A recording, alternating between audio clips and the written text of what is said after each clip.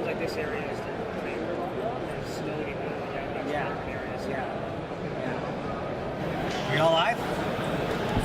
All right, hey, it's Alex Williams, the News Stack here, starting the day at KubeCon plus Cloud Native Con in Copenhagen, and I'm so happy to have some guests with me today.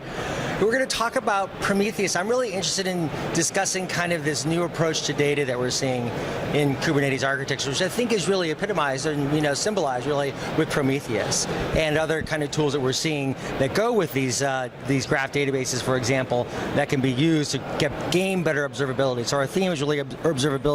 So why don't we just get started, and why don't you guys just introduce yourselves, and we'll begin this conversation. I'm really curious to hear your thoughts. Yeah, so my name is Allison Richardet, and I work for a company called Asteris in St. Louis, Missouri, in the U.S. And we work for several different companies that we've done. In the past, we are a consulting firm. So we're currently working with a large financial firm and helping them move to the cloud. So observability is pretty important for them. Brian? Yeah, I'm Brian Brazel. I'm one of the main developers on Prometheus, and I've been working on it for just about 4 years now, I think. In fact, my 4th-year anniversary of my first commit, I think, is next week. And in addition to that, I'm also the founder of Robust Perception, which is a consulting company around Prometheus. So we're helping companies from startups up to Fortune 500s get the most out of their monitoring and see more into their systems, because a lot of them say they have the same problems. It's like, what's going on with our systems? How do we have graphs that make sense? Mm-hmm. So perhaps we could start kind of like thinking about observability now in two contexts, because observability is one of those concepts that is actually, it can take on different casts, so to speak. It can have different meanings. So I'm curious on what your thoughts are about the way that we're thinking about observability. What would be your kind of working set of definitions of observability in itself? So one of the things that I've been looking at is observability and how to help application developers get that, to be more a part of what they're doing on a daily basis. So I think a lot of observability is geared towards operations. So I think it's important that application developers are able to speak that language as well. And so one of the things that I've been looking at is an event grammar to use for service logging, so application developers can use that, and just to give them a way to bridge what they're doing to make the service logging available to operations, and to make it easier to do things like query that data and use the visualization tools like Prometheus and Grafana. Mm-hmm. Mm-hmm. How do you define it? So it is a bit of a nebulous term. Yeah. Like with many terms, there's a lot of marketing going on, so it's a little difficult to say it. But in my term operability, like, can I as an administrator administer this piece of software? And part of that is, can I see what it's doing? And this could be, can I see its performance in terms of CPU? Can I see its performance in terms of sales per second? Can I see its performance in terms of all these different things for different definitions of performance, to understand what's going on inside it and be able to work from there? Like, can I observe what it's doing? And live what it sense. Mm-hmm. And so when you get to that point of observability, then it comes down to what constitutes that observability, really, and it can be in different manners. But we've seen it in the context of monitoring, alerting, and traceability, for example, right? And those then provide kind of that combined capability to then see a problem maybe in a different kind of a view, right, from a different kind of a perception. Is that in line with your own experiences and what you've seen out kind of in working with customers? So I think that a lot of people like this sense that there's a division between monitoring and observability. And the thing is, like, alerting to me is just the very, very first thing you want in there. But that's nice and all, but really there's so much more information you can have about your application than just the things you alert on. You can know, which code paths are being used, how often are they being used, are they worth your time spending money on? And looking beyond just, is it turned on? It's like, okay, actually, 5% of our code paths are going that way. Maybe we should investigate that more, invest more human time in it, or maybe that's weird and we need to look at it more. Yeah, I agree. The metrics and alerting is just the tip of the iceberg. One thing that I've been looking into a lot is distributed tracing and using open tracing to gain insights into the overall system and to see traces of where processes are going and where time is being spent in different services. So that can help pinpoint issues with latency and different things like that in the observability story. And you're then using Grafana to help kind of do that to some degree. So for open tracing, I'm using Jaeger to visualize. You're using Jaeger. Yes. Why'd you choose Jaeger?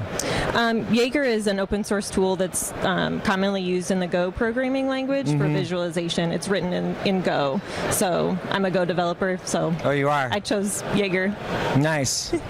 Nice. How about how about this kind of concept around raw data? And, what were some of the original philosophies about Prometheus that I think embody why it is associated with Prometheus, why it is associated with observability today? So when you look about getting information from your application, there's a fundamental problem that the raw data is just too big, right? You cannot get every single if statement of every single execution unless you have a really small system. So you have to decide to make some form of trade-off. So you have the metrics trade-off, which is we're just generally tracking how things are going at various points. We don't care about individual user requests, individual events, but we're tracking that, hey, there were 100 of them inside the last minute. You then have logs, which is a different way of looking at things, where it's like, okay, it's every single event, but we can't look at it at all 10,000 code points in the application because that's too broad. And then kind of got your profiling tools, which like GCC or CPROF or whatnot, that are getting lots of information, but you can't turn them on all the time. Because it would just be too much of a performance hit and once again too much data. So in that context, you got the metrics from Prometheus, handles the metrics part of that, but then you need tools like Jaeger to look at just tracing and distributed tracing. You might need something like the Elk stack or one of the other logs vendors to do with your logs. And these are all complementary solutions. Like no one of them is going to be enough. Right. It's about finding the clues. That's how it's often described to me. It's like, developers love to help. Developers love to find the clues that can help them, help them do something. And that seems to be part of the real value that comes with, the concept of observability and the ability to surface that in, graph database environments like Prometheus. But what is it that you want to see extended through Prometheus, or maybe what are some of the other kind of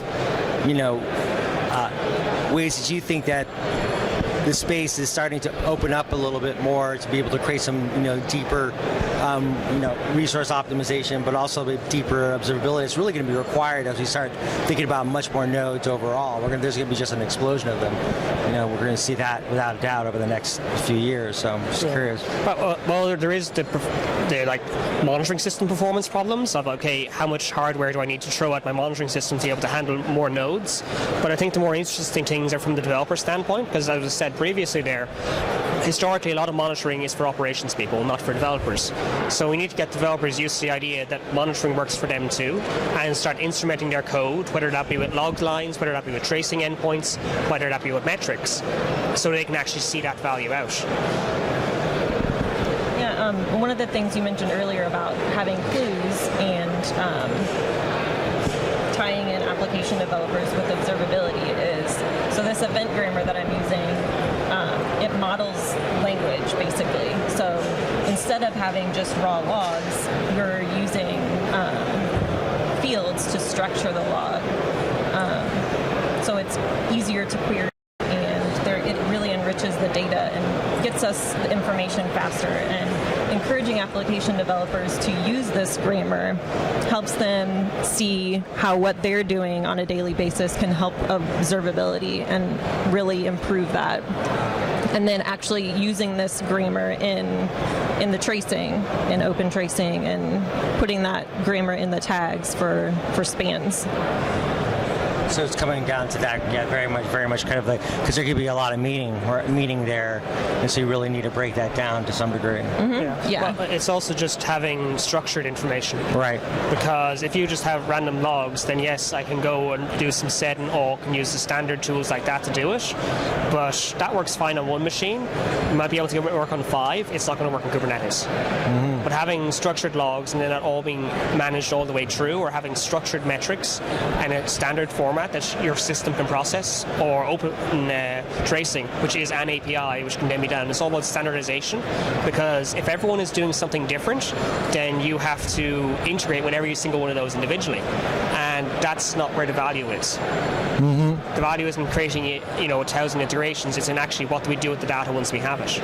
Yeah, if we can, right, and if everyone's doing something different, it's hard to get a better picture. So if we can get everyone... When you say everyone's doing something different, so that's why the grammar is so important. Yeah, it helps bridge the gap between developers and observability and bring the tools together to speak the same language. So open tracing and service logging and events that are being created. Because without that grammar, then you can't have that structure. Exactly. Like one It's of the harder, things yeah. that's kind of happening right now in the ecosystem is the Prometheus metrics format is becoming a de facto standard, and that's great because it means people can reuse all the exporters that are created, the 300 plus of them, and use those integrations rather than have to recreate it. And you can do that without ever using Prometheus. So like there's other monitoring systems out there like Dataloop, Datadog, Sysdig can all parse our format. And we have parsers out there that you can use, so everyone's just taking advantage of the rich ecosystem that Prometheus has to, solve the interesting problems rather than everyone having to reinvent, okay, how does MySQL export metrics? How does Cassandra export metrics? How does HA proxy export metrics? We've already figured that out. Take advantage of that fact. Well, terrific. So what are some of the topics of interest for you then? And as you're coming into the conference here at KubeCon, Cloud Native Con, but also moving out beyond it, because you have customers like banks, you're saying, who are asking probably a lot of questions that you're trying to get answered here to some degree. What are some of the questions that are going through your all minds as you're kind of thinking to your customers and going back to work when the conference ends? So actually we have workshops weekly with some of the application developers for the company that we're consulting with. So I think just getting more information on newer practices in this area and different things that we can share with them on observability and security and things like that would be important. Yeah. Well, I find it's always useful to be kind of on top of the state of the art. Yeah. Because our business is entirely Prometheus, at least by the letter of the law. However, in reality, we end up helping customers with Mesos, with Kubernetes, whatever, and help them use those systems better. So having that context helps us provide a richer service to our customers.